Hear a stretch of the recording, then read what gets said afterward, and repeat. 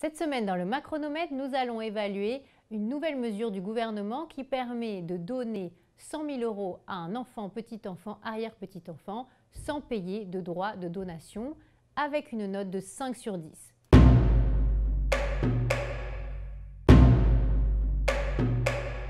Alors, sur le papier, cette mesure est parfaite. On a à peu près 80 milliards d'épargne supplémentaire qui a été économisée par les Français pendant le confinement notamment. Tout le monde se pose la question de comment utiliser cette épargne pour financer l'économie, et l'idée de ne pas taxer les donations pendant un an, eh bien, ça semble être une très très bonne idée. Sauf que le gouvernement a mis des critères très très précis pour pouvoir bénéficier de cette exonération des droits de mutation. Et donc, il faut que celui qui est donataire, donc celui qui reçoit le don, utilise cet argent pour deux causes, soit financer son entreprise, soit faire des travaux de rénovation dans sa résidence principale.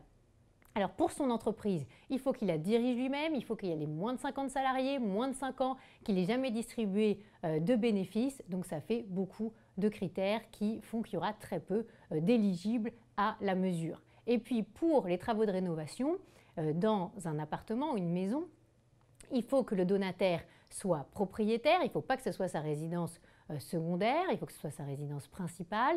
Et puis surtout, il faut qu'il soit éligible à MaPrimeRénov'. Alors MaPrimeRénov', eh bien en fait, c'est sous critère de ressources. Si le couple qui fait des travaux en Île-de-France veut bénéficier de cette possibilité, eh bien il ne faut pas qu'il gagne plus de 36 792 € par an. Et s'il habite en dehors de l'Île-de-France, il ne faut pas qu'il gagne plus de 27 896 €.